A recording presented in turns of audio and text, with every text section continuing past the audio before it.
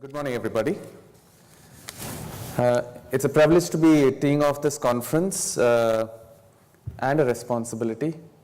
A privilege because I have your morning coffee-fueled 100% attention, and a responsibility because I've got to keep that. I have to keep that attention. I'll do this in 4 parts. We'll talk a little bit about innovation, trends in innovation, and where the industry has been and where it's coming to. Then I'll do a little bit of definitional stuff. I'll take the privilege of starting the conference and do a little bit of definitional stuff. And if I see you rolling your eyes and stifling some yawns, we'll move through that very quickly, I promise you. We'll move through that quickly anyway. We'll talk through some scenarios and how those scenarios are playing out, and at the end I'll give you a couple of case studies to exemplify those scenarios. So, slightly dated slide, but still relevant to the points I'm trying to make. This is the couple of waves of innovation over the last 40-50 years. The couple of big points from this slide.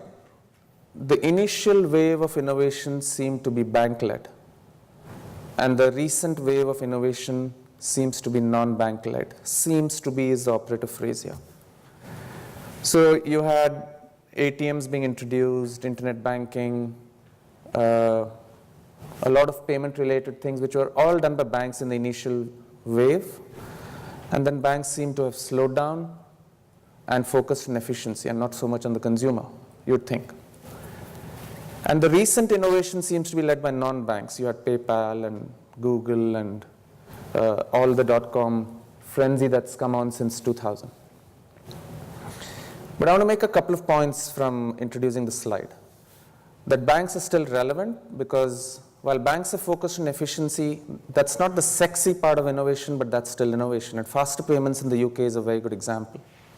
I was just talking to Alan and saying, that's my vote for a great innovation, a recent innovation that doesn't seem sexy, but has made a big difference to customers' lives. Because it's taken what was over a couple of days, if you wanted to make a payment to a friend in the UK, it would take you a couple of days with chaps and backs. And it's made it minutes and hours. That's wow. It's made it cheaper. That's wow. That doesn't seem sexy because that's not on your mobile and it's not something that the papers have talked about a lot. But that's innovation which is meaningful to the customer, which is relevant to the customer. So that's the first point I wanted to make while introducing this slide, that banks do innovation. It just doesn't seem as sexy. The second point is it's no longer about banks only. The bank's profit pool is a very attractive proposition for everyone to dive into. It's not just bankers' bonuses that people look at. There's a large profit pool there. So you have a lot of non-banks, and the introduction of technology has obviously made it easy. It's democratized the whole process. There's a headline in the FT today. The democratization of technology is making banks less relevant. I don't remember the exact headline, but it's something of that nature. So banks have to change. Banks are changing, but banks are still relevant. So quickly on to the definitional stuff. Like I said, beginning of the conference, so I can indulge in that. So what do we say when we're saying consumer digital payments? This is remote payments, so e-commerce, via the online or via mobile. Proximity payments, which is NFC, contactless, either through mobile or contactless cards. Person-to-person payments. And the last one, which I argue is going to be the most relevant in terms of adoption. Something that makes payments smarter. And who are the players? They're drawn from, all of you in the room, drawn from a variety of players in the industry. You have retailers, you have cards associations, issuers, FIs, Phone manufacturers, we all know that. Juliet said 7 years ago, you would never have thought that, but now you have phone manufacturers, you have OEMs, OS providers. Who is not into payments? That will be the question. Everyone is into payments. And payments is the easy, low-hanging fruit to get into financial services. It's from payments, probably you'll need to worry about how, the next step is really getting into lending, because that's what, Square initially started with acceptance and acquiring. Now they're doing lending against receivables for the merchants. Deposits and wealth management is probably going to be the last bastion where banks will remain, because that's highly regulated. Dealing with people's money, customers' money is something that governments are not going to allow very easily for non-banks to get into. So what roles can banks play in this ecosystem? A lot of roles, and I argue that that's where partnerships really will come. Banks could go it alone, do something proprietary, for example, launch a proprietary wallet. We could do something co-branded. We could do something as a participant in a third-party wallet, which is what probably Jonathan will talk about. We could do something white-labeled. Also, as banks, we have multiple entities. We have the consumer part, which is what I'm a part of. There's a transaction services group, and there's a corporate bank group. So all parts of the bank are having a role in this ecosystem. So what are banks' USPs? And why I say banks are relevant? The first slide suggested banks are becoming less relevant. I'm arguing not so. Banks are far, far more relevant than they ever were. Everyone's heard of big data. So banks have an enormous amount of behavioral understanding of their customers. And with the democratization of technology, that data can be put to good use, not from a creepy, observing big brother kind of way, but to make stuff relevant. And the buzzword is relevant. How can we make offers to customers which are going to be of value and make that payment adoption something of scale?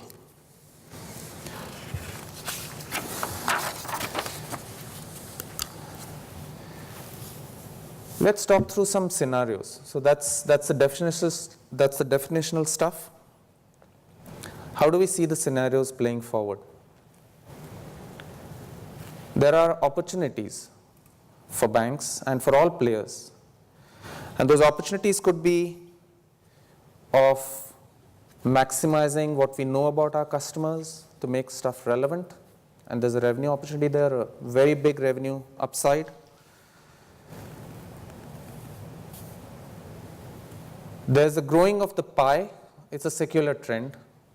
All of us are spending a lot more digitally than we are physically.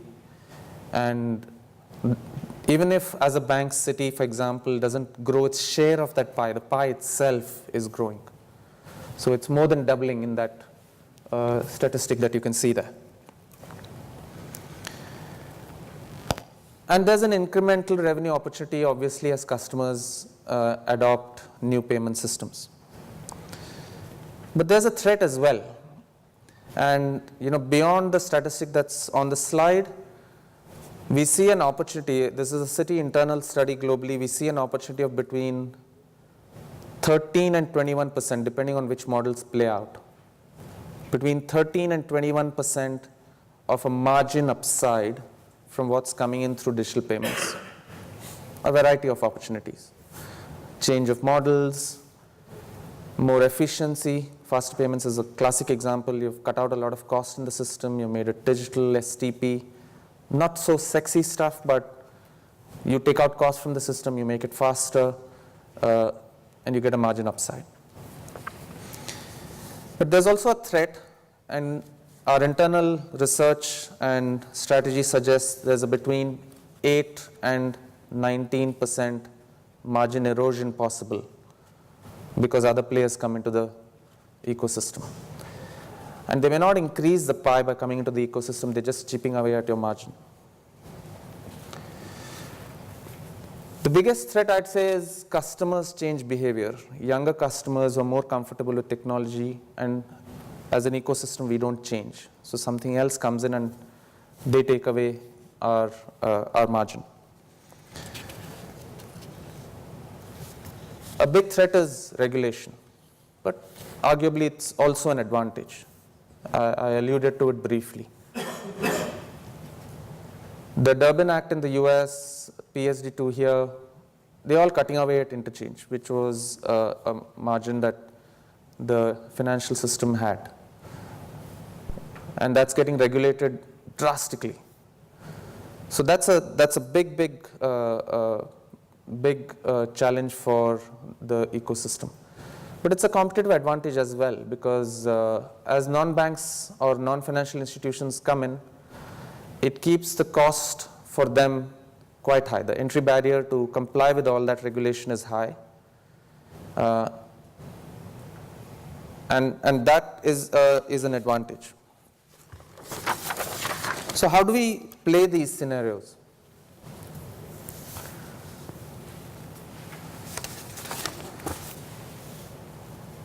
The first thing is, of course, we keep the customer at the center of all of our efforts. But this is a tricky one. Do customers always know what they want? And why do we believe that we as an ecosystem know what the customers want? There's a the classic oft-used example is Apple created need, or Facebook created a need. So that's a challenge. I don't have the answer, but that's definitely a challenge, and how we meet that, what we should do about that is something to keep in mind. But we have to keep the customer still very much at the center of what we do. We have to digitally enable whatever we do. It takes away costs, it makes things faster. And finally, for Citi, and this is a slightly Citi-centric kind of way we are looking at the scenarios, we want to be globally common. We want to be globally standard. We want to give a very consistent experience to our customer. So this is how we see the scenarios, and the opportunity and threat, the 21% margin upside, the 19% margin downside that we see, this is the way we play the scenario to get more of the upside and far less of the downside. And finally, just a couple of quick case studies on how we are doing in terms of innovation and payments against all of these scenarios. So this is a unbanked proposition in our Banamex subsidiary, which is in Mexico. It's a SMS USSD solution. It's like an app on a feature phone, which also works on smartphones, but largely it's a feature phone market. It's in a partnership with a company called, America Mobile, which has about 70% of the market in Mexico. And we have a few other banks who are in partnership with us. It brought in a huge unbanked population into the banking system. So it met a customer need which was very visible, it was very relevant for the customer. We have millions of customers who have signed up. 80% of them new to Banamex, 60% of them new to the banking sector. So this is a great example of how innovation in payments can meet a customer need, grow the pie, and also be useful for the bank in terms of revenue and margin upside. So this is an unbanked emerging market example, and this one is a developed market example. We've partnered with a telecom company in Hong Kong. It's the company 3, which is also in the UK, Hutchinson Whampoa. And it's a full bells and whistles solution. It's a wallet which offers proximity payments, P2P payments, remote payments, offers, coupons, the entire bells and whistles. So this one is co-branded. I was speaking about all the various ways banks can play in the ecosystem. It's a co-branded solution. It has 3 and Citi.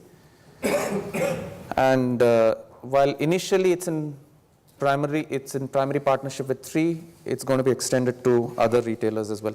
3 is not just a telecom operator in Hong Kong. Hutchinson Whampoa also has lots of retail presence in the market. And finally,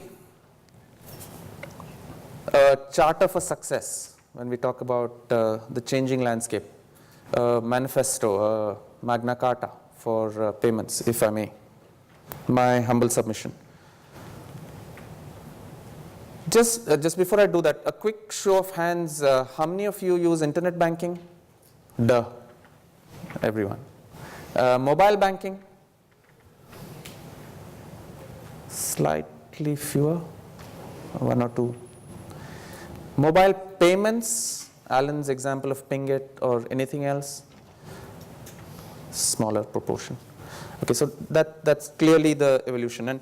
And what I will say in the Charter for Success actually follows through from why fewer people are using mobile payments. There's a challenge there. There's something to be done there for us as an ecosystem to make it more ubiquitous. The key is making it relevant.